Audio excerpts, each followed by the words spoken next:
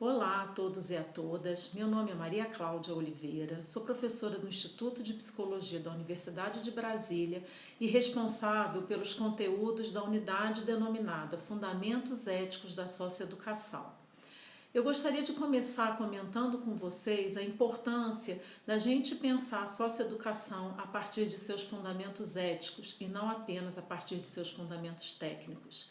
Falar em fundamentos éticos da socioeducação é pensar de uma forma ampla, contra o pano de fundo histórico, social e político, os processos que levaram na sociedade brasileira à produção social de condições de exclusão e vulnerabilidade que, em última instância, estão relacionados ao fenômeno da infração juvenil e do cumprimento de medidas socioeducativas.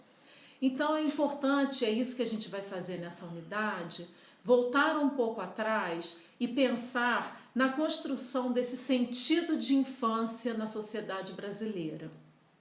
É importante a gente entender que a criança e a adolescência, ou a criança e o adolescente, só passam a importar para a sociedade brasileira e para qualquer sociedade no momento em que eles ganham significado, no momento em que se entende que eles precisam ser resguardados, protegidos, mantidos vivos, inclusive, porque isso significa algum valor para a sociedade. Então, nesse sentido, quando a gente volta no início da história do Brasil, particularmente no período colonial e no período imperial, nós vemos dominar uma invisibilidade, uma transparência, quase um ignorar da condição da infância. Por que isso acontece? Porque, na verdade, há dados históricos que evidenciam que nas primeiras famílias que chegaram no Brasil havia muito poucas crianças. Onde estavam as crianças? Nas famílias indígenas e nas famílias negras. E como bem dizem os historiadores,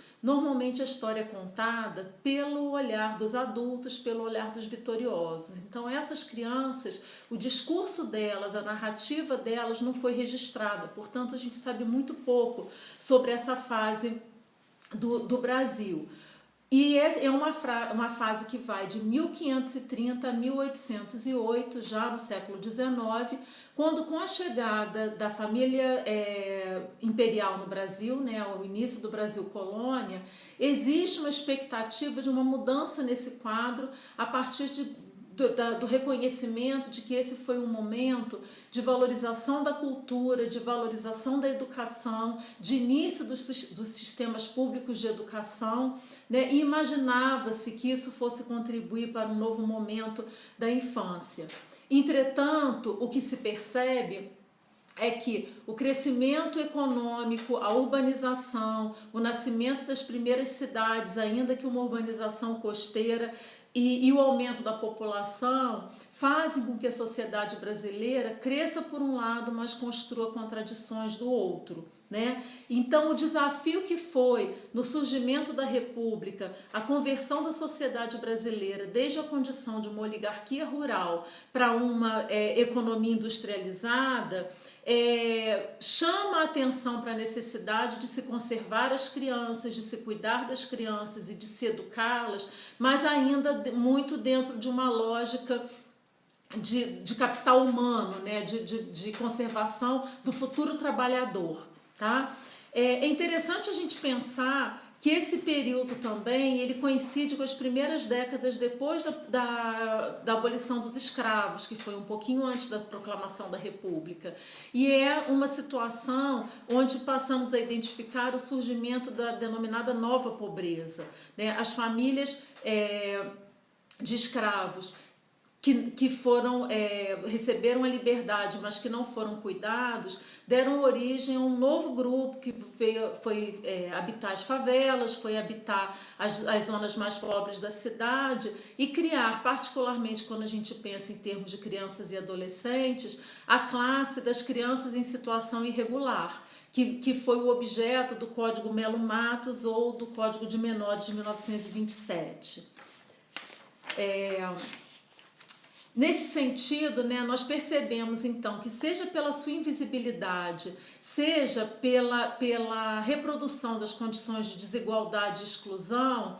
a criança e o adolescente sempre estiveram excluídos, externos à lógica do sistema social capitalista, que foi o sistema que foi dominando, né, a construção da sociedade brasileira, da sua emergência em torno de 1530 até os dias atuais. Hoje, o que nós notamos é uma exacerbação dessas condições de vulnerabilidade definida e determinada por um conjunto de situações sociais que, inclusive no cenário internacional, contribuíram para ampliar a distância entre pobres e ricos, entre países pobres e países ricos, fazendo exatamente das camadas da população já vivendo em condição de pobreza e miséria, viverem em condições ainda mais radicalmente pobres. Tá? Então, nesse sentido, o que nós observamos na atualidade, é isso que é o objeto do que nós pretendemos aprofundar nas leituras, é a divisão das crianças hoje enquanto uma criança de classe média e classe média alta, protegida, paparicada, mimada, consumidora e participante ao seu modo da construção da sua cultura, e um outro grupo de crianças que são vítimas das contradições e da violência, vivendo em condição de desigualdade, de difícil acesso à educação, à cultura, ao lazer e à saúde. Eu desejo a vocês uma boa leitura e espero que isso contribua para uma visão mais ampla e tão necessária sobre o papel que os atores do sistema socioeducativo